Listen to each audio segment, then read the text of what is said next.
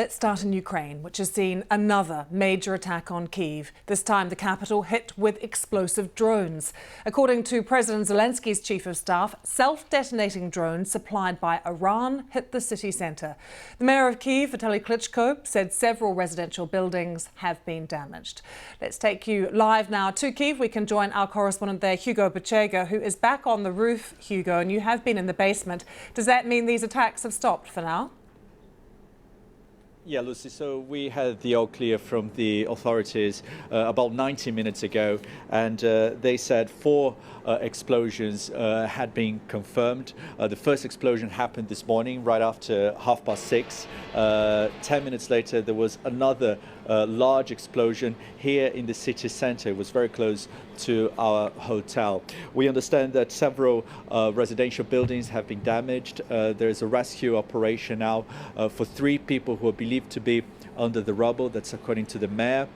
We understand that one of the targets of the attacks was the headquarters of the energy company here in this country. And we don't have any information on casualties so far. And we had from the president's office an update saying that so-called kamikaze drones had been used in this morning's attacks. These are drones that have been supplied by the Iranians to the Russians, and Russian forces have been using those drones to attack civilian sites and civilian infrastructure across the country. And Russia has been stepping up attacks on electricity infrastructure in recent weeks ahead of winter, and it seems that today one of the targets again was civilian infrastructure related to the electricity system here in Ukraine. Tell us more about these drones, Hugo, and how people respond to them. You can hear them in the sky. It's quite a different kind of sound to other attacks. Yeah, and officials here say that Iran has provided hundreds of those drones to the Russians. Russia has been using those drones to attack cities across the country. The air defense system here in Ukraine has managed to intercept many of those drones, but this morning I think it's an example that these drones are penetrating the air defense systems here in Ukraine. And I think reaction to that happened earlier today, when we heard from a number of officials saying that Ukraine needs air defense systems to protect cities from the threat posed by those drones, also by Russian missiles. And last week, President Zelensky reacted to the fact that Iran has been providing Russia with those drones, describing it as collaboration with evil. So I'm sure that we're going to have more reaction later today. And in fact, we had a reaction from President Zelensky in the last half an hour or so, saying that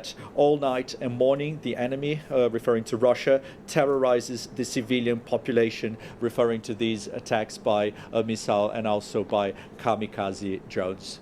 Hugo, good to see you. Stay safe. Thanks for joining us from Kyiv. Well, the UK's Ministry of Defence issues a daily intelligence update on the war in Ukraine. It has previously touched on Russian difficulties in making enough missiles and noted that Moscow is thought to be using these drones, which appears to have been the case again on Monday morning. Today's update, though, looks at the effects of the explosion on Russian-built bridges, which link Russia to the annexed territory of Crimea.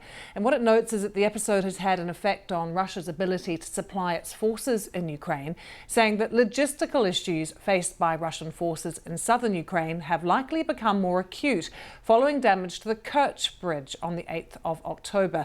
And it adds that repair efforts are ongoing and it is open to some traffic. However, a large queue of waiting cargo truck remains backed up near the crossing. And we've just had a note from a spokesperson for the Ukrainian Air Force who has been speaking right now, saying that Ukraine, it says, has destroyed 85 to 86% of Russian drones involved in attacks since Sunday evening. So Hugo there, just talking about the robustness of Ukraine's air defense system. This is being backed up by an Air Force spokesperson saying they have actually destroyed 85% of these Russian drones.